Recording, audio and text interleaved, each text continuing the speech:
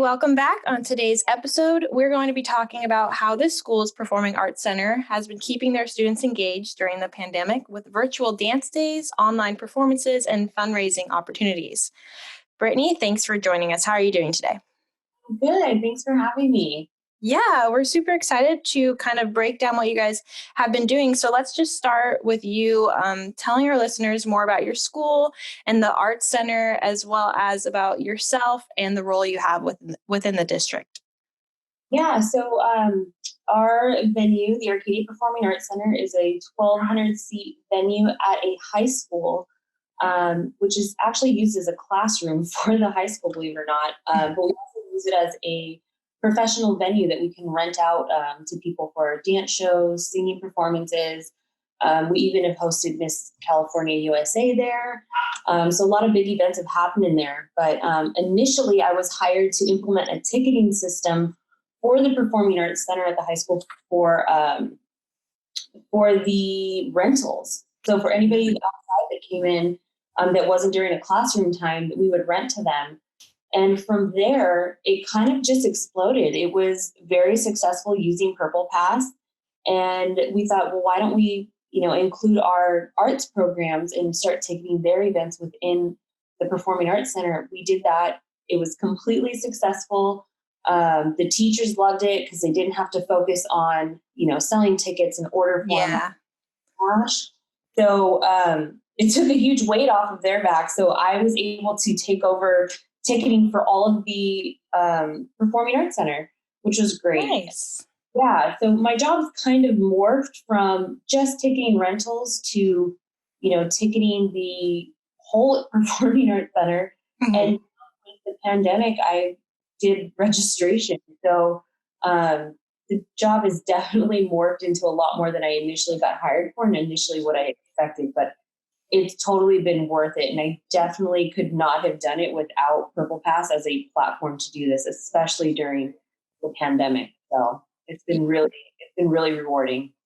Yay, I'm glad. I mean, like you said, it's definitely morphed for us too, because we do events, and then now we're doing registration for schools, which we originally would never even think about doing. And now it's such a demand. So, I mean, yeah, I feel like everyone's had to adapt during this pandemic, but I mean, there's definitely been some good outcomes through it. So one of the main reasons I reached out to you is because I saw that virtual hip hop class that you guys are putting on.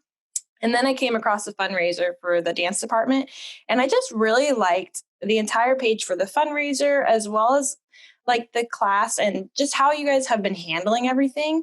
And so I wanted to kind of touch on that and see if you have any more like upcoming events or future plans to put on more of these virtual activities for students and their families, which is, I thought, is amazing what you're doing anyway to keep them engaged.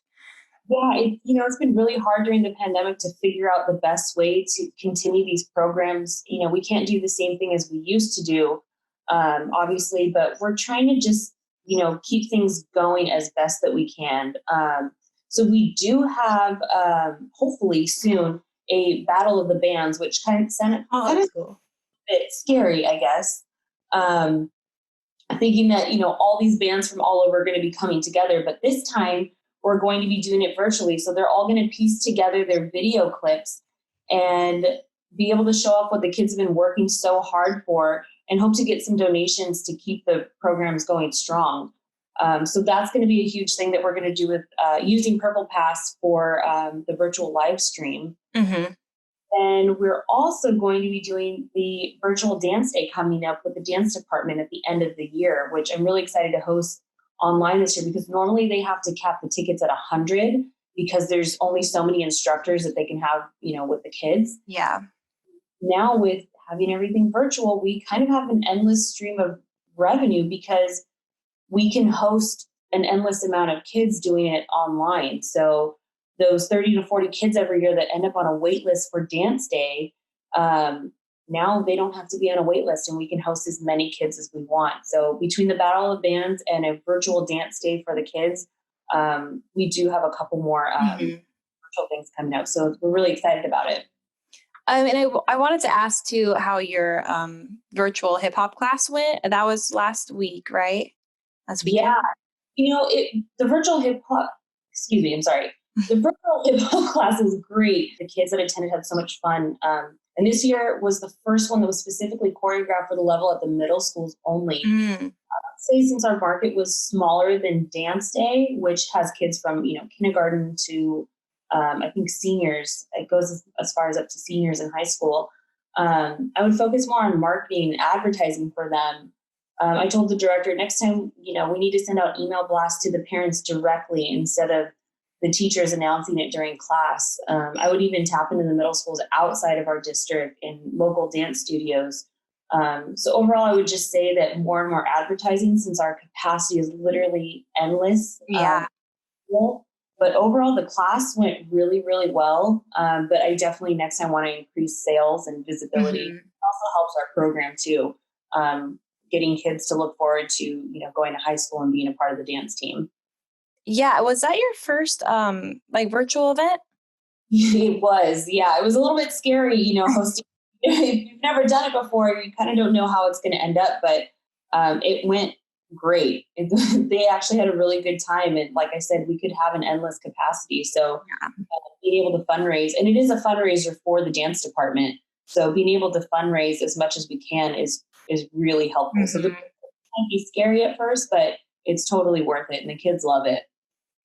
So like you said, since it was your first time, the next time around, you're probably going to focus more on the marketing aspect and really pushing it out to the parents. Right? Yeah. Yeah. From the teachers just announcing it in class, like, hey, kids, if you want to do hip hop, here's a flyer to take home. Sometimes that doesn't always work. So I think it's great with Purplepass because we're able to collect so much data as far as email addresses and stuff. So we can send out, an email blast here and there when we have events. So I think next time that'll really help us increase our sales and visibility. And I wanted to ask you too, what software are you guys using? Because I know you mentioned the Battle of the Bands, which I'm curious how that's going to work because that's a lot of people that you have to stream in. So what software do you guys use for that? So previously for the hip hop, we didn't have like a YouTube or Vimeo or anything like that yet. We're rolling through the punches. So they used a Zoom link for that, which we sent on the receipt. But for the Battle of the Bands one, we're actually looking into using YouTube to stream that and add advertisements and sponsors and stuff like that, and then use Purplepass to manage the links and the sales and stuff. So we're still in the process of finding the perfect streaming platform because there's so many options and stuff, and we want something that really will work well with Purplepass and what we need it for. So we're still looking, but right now it looks like we're going towards YouTube. Yeah, I always like to ask that question just because I know there are so many options out there and we're all in the same boat. We're trying to switch to online and no one knows what's happening. So I just like to include that because everyone uses different softwares and they all have different benefits. So Right. And yeah, it's crazy. We're all figuring it out and we're all doing a great job, but there's just so many things out there that you can consider. That's true. That's very true. So, I mean, you've done the first virtual event and now you're getting ready to plan these upcoming ones. What has been so far your overall experience with going from coordinating and planning in-person events to hosting and handling everything online now?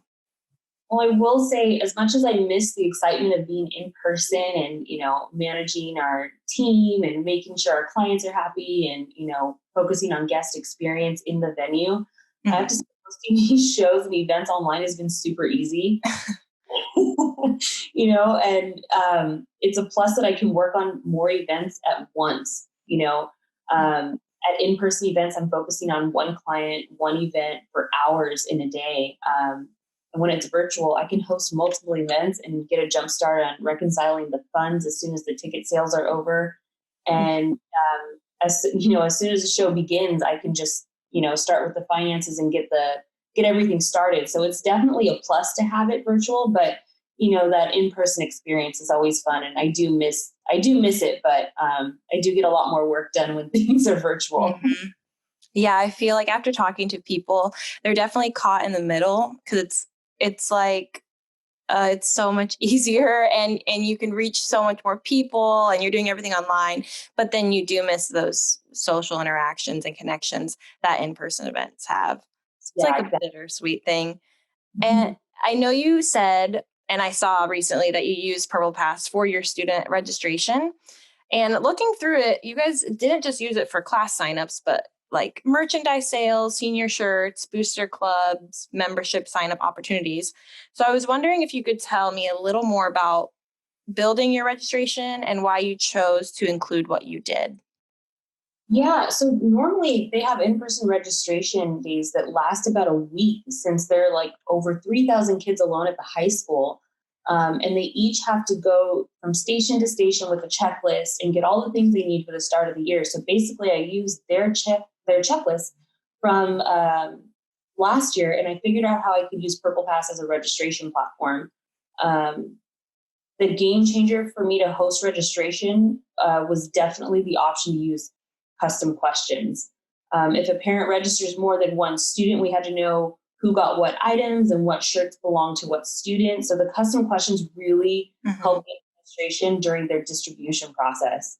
And organizing thousands of students to pick up their items through a drive up is hard enough to coordinate in itself, let alone making sure that we order all the appropriate items from our vendors and making sure that they get all their appropriate items. So building it was a little bit difficult because we have multiple organizations within the high school that use Purple Pass for registration, but overall, everything worked out great. It took a little while to set up, but definitely using the custom questions and the sub questions really eliminated a lot of potential confusion and frustration for distribution. So I know this is the first time we had to do it, and it was kind of a rush because of the situation that we've been in with the pandemic. But next year, when we do registration, it's going to be a million times easier. So I'm really looking forward to next year when it's absolutely seamless and I've got a good grasp on how to make registration better. So yeah, we were really lucky to have Purple Pass for this. Yeah. And like you said, it makes sense. It would take that long or be kind of extensive because your guys' registration covered everything, which was great. But you had a lot of stuff, and I'm glad it worked out how it did. Yeah, it was Um, very successful. yeah, good. I'm glad. And then going to the other thing I saw was that you guys are doing the fundraisers for, was it your dance department? Yeah, we're doing an apparel fundraiser for dance right now. And I loved how that was set up because you guys created like a look like an infographic almost, and you guys kind of laid out exactly like the sizes and stuff. I liked how you did that. Um, and I wanted to mention how you guys are doing the fundraisers because most people don't really realize when using like Purple Pass or any ticketing software that they can get creative and expand it beyond events, and that's what you guys are doing. You're using it for donations and to keep your department alive, especially now, which is crucial. Yeah. um, and so merchandise sales and donation like opportunities are something your school has been doing online. So I wanted to just see how that has been going for you guys as well and kind of talk about that because I know other promoters and schools out there are curious as to how they can also bring in donations. Yeah, it's kind of a scary time, like you said, with the pandemic and people not really knowing, which way to go and what's happening. So this has been a huge opportunity for us, and it's been absolutely amazing in our district. So most of the time, the students do a lot of fundraising events in person, which generates a lot of money for their programs. And being that we're all virtual right now, the departments are still able to do fundraisers with Purple Pass. We're doing a lot of apparel fundraisers, which have been really awesome. The students are really proud to wear their own merch that they can, be proud of and show off and show what they're involved in. So selling merch online is really cool. And it's kind of like each department within the school has their own personal online store, which they really like sharing the link and saying, go to the website. And it's the kids actually love it too. So, and the band department's able to sell memberships that are essentially donations to their programs, which our programs are still going to run strong this year through the tragedy of the pandemic and all, because Purple Pass is not just a ticketing platform for venues. There's just you kind of got to get used to how the program works and figure out what options will work for you best when you're selling things other than tickets. And, I don't know that we would be able to bring in as much income as we have been able to for our programs without the use of Purplepass for merchandise and fundraising. And it's so easy. It's a little bit overwhelming at first, but once you get the hang of it, it is so easy to set up an event and send out the links and post it to a website. So we're really grateful to have an online platform this year. I'm super happy that that's working for you guys. Do you have any other suggestions for coordinators doing the same thing as you guys, selling merchandise online for the first time or putting out fundraisers similar to you guys?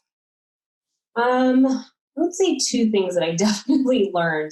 One would be initially figuring out the best way to display the fees. And the fees are so minimal, but when you have a low price item, I would suggest including the fee, up your price. So include the fees in the price of the item.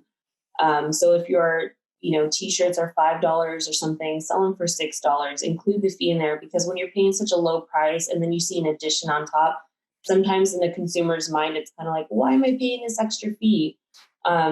So for marketing purposes, I would say just include it in there. And for your higher priced items, go ahead and have the fees separate from it. We all pay fees for things, as far as, going to getting Grubhub and foods like that. So we're always paying fees and stuff and paying the additional for the convenience. So I would say definitely adjust the fees to what works best for that event or whatever you're selling.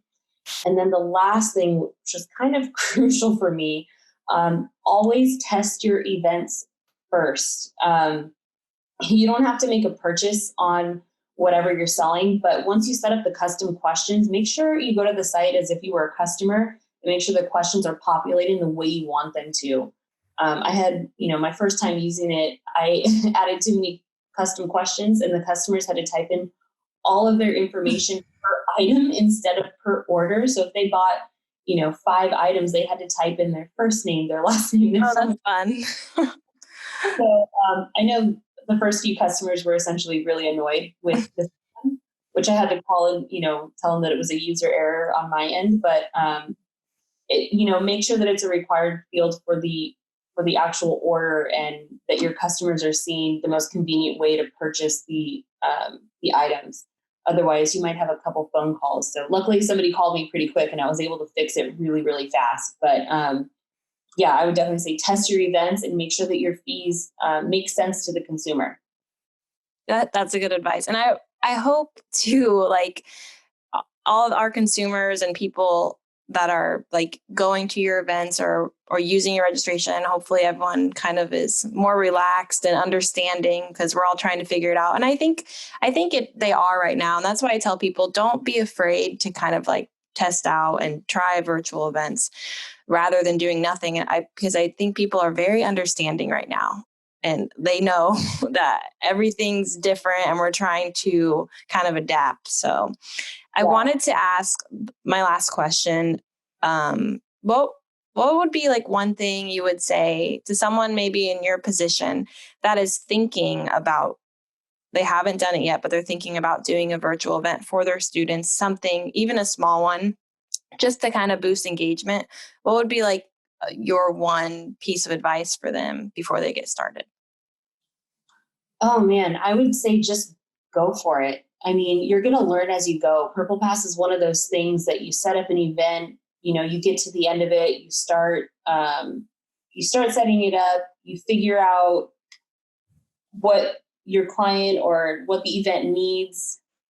You host a virtual event, it ends, you get the reports, and it might be a little bit not what you expected, but you have to do it in order to learn from it.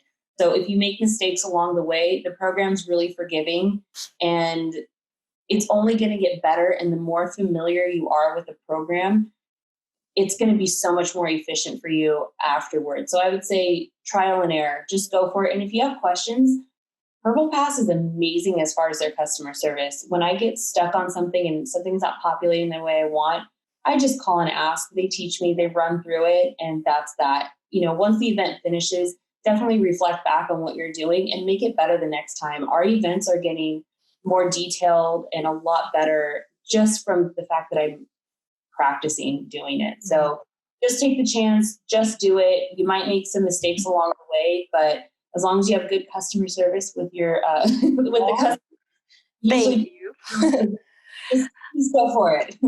Yeah, I'm glad our customer service is great. And yeah, you're right. Just go for it. And unfortunately, mistakes are the only way we learn. So we got to make them. So we can't be afraid of them. But awesome advice. Thanks for talking to me today. I really appreciate, and I hope that your next events coming up go just as smoothly, or if not better. Yes, thank you so much. Yeah.